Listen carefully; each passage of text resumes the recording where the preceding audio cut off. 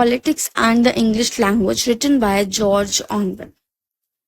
George Orwell was born in India in 1903. He was world's most influential writer. His first book was Down and Out in Paris and London and written in or published in his pseudonym of Orwell. He has written many critical essays which he had expressed his criticism of writers. He has also written many autobiographical works.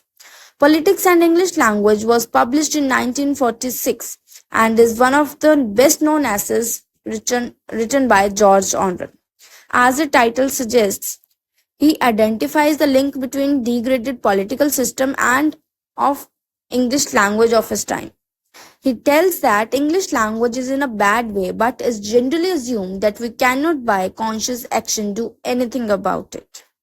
He then argues that if we use language that is dirty or low standard, it will affect our words which we have to write in our work, and our thoughts will also affect it. So he gives us 5 examples, 5 passages, and he tells us 2 major faults. One is staleness of imaginary, second is lack of precision. Precision is that is not clear.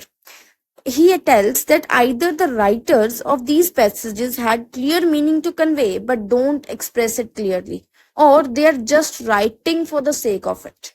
He tells that there is a common problem in current political writing, that prose, we are writing it way longer and longer. We are not identifying it into a smaller way. So he elaborates and tells us the major key faults of modern English prose. First is dying metaphors.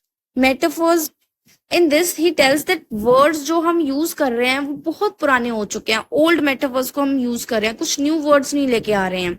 वही पुराने metaphors को हम बार बार use करी जा रहे हैं and बहुत सारे वर्ड्स की जो मीनिंग्स जो है चेंज किए जा रहे हैं.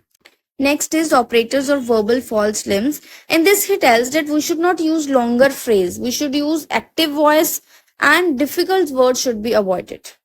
Next is pretentious diction. In this, he tells that words like objective, basis, eliminate should not be used in the simple statements. Adjectives should be avoided, and use of foreign words such as Greek and Latin words should be avoided. Next is meaningless words. In this he tells कि जो words का use नहीं हो रहा है या कोई पुराने वर्ड्स हो गए हैं जिनका कोई मतलब नहीं है, उनको बिना मतलब से यूज किया जा रहा है. क्रिटिसिज्म में कुछ वर्ड्स वैसे यूज किए जा रहे हैं जिनका कोई यूज नहीं है. छोटे फ्रेजेस को बड़ा दिखाने के लिए यूजलेस वर्ड्स जो है यूज किए जा रहे हैं या meaningless words. Now he advises writers to ask themselves these 6 questions. What am I trying to say? What words will express it? What image or idiom will make it clearer? Is this image fresh enough to have an effect? Could I put it more shortly? Have I said anything that is avoidably ugly?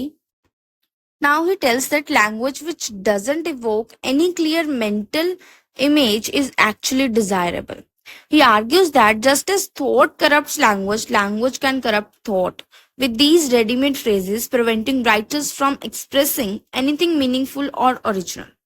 And he says that हमें वो words को use करना चाहिए जो कि fewest वे और shortest है और जो एक वर्ड में इतना सा सब चीजों का मीनिंग आ सके.